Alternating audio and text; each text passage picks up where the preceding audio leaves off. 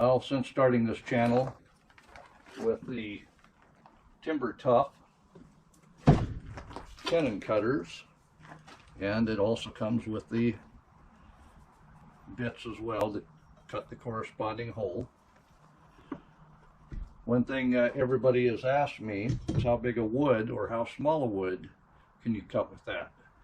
Well, as long as it's at least an inch, you'll be able to make a tenon. Anything larger, that's all right. This one I made a 1.5-inch tenon, and after the 1.5-inch tenon I ran the 1 inch down it just to show you if the 1 inch is really too small to cut, you can step it down by using the next size bigger and then running the smaller one in. And it does come with a 2-inch as well. But something like this, the 2-inch would even have trouble cutting, so you would basically round it off with the chainsaw, taking down the edge enough where it'll grab and be able to center itself to pull itself in. Then something big like this, well, you're just going to have to use this as the leg for your bed or ladder, and then run your tenons inside it. So something like this is usable as long as you're tenoning in rather than trying to make a tenon on the end of something like that. So we're going to do a quick project today using our too big a wood, and both of these are dry, by the way, because I did want to show you how well it cuts on dry. It cuts a lot easier on green wood, but it will cut on the dry wood as well. I'm going to go ahead and make an 1.5-inch tenon on the end of this dry wood and show you how that works.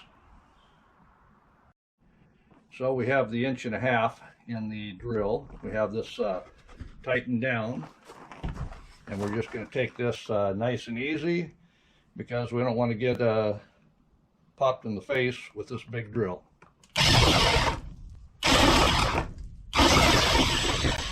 And you see, unlike the green wood came off in pieces. This is a different kind of wood, but it is dry, so it's going to be more like shaving a pencil.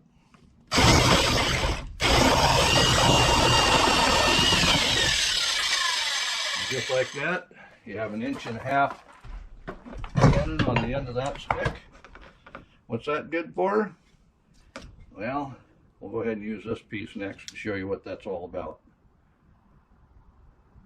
Yeah. When you're drilling that deep, you gotta keep your chips out.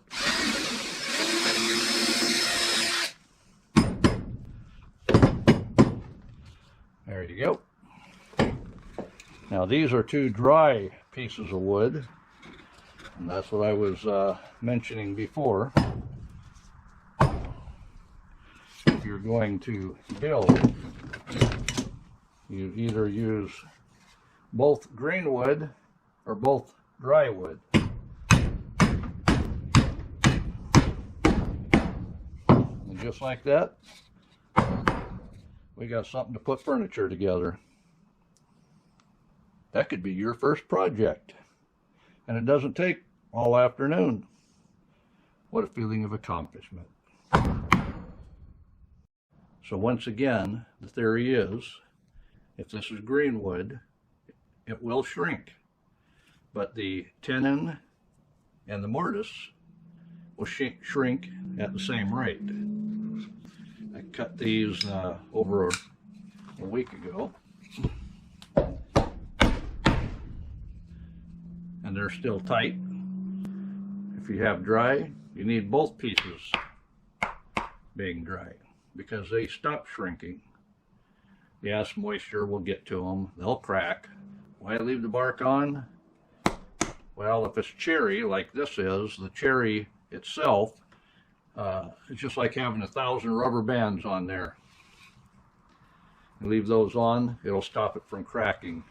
This just happens to be alder. It has a crack in it. It is dry wood. See the crack in it here as well. and I've used that to my advantage. I put the crack on top, so I'm using the more stable wood that remains, and if it needs a crack, that's okay. You're really not hitting this thing like you're pounding in railroad spikes or anything. You're basically just tapping pieces of wood together, so it'll work. I hope that helped you understand a little bit more about the wood you can use. You saw how the tenon cutter threw a bunch of pencil shavings off trying to do the dry wood. You saw how running it on green wood, it just peeled it like you're peeling the peel off an apple. Quick and easy. It's up to you what you want to use or what you want to make. A lot of things do need to be drier, especially if you're going to use them right away. That bed, I'll let it dry out over the winter, and then in the summer it'll go out in my tarp tent. So thank you for all the questions. Why use dry and dry? Why use green and green? It's all been answered here.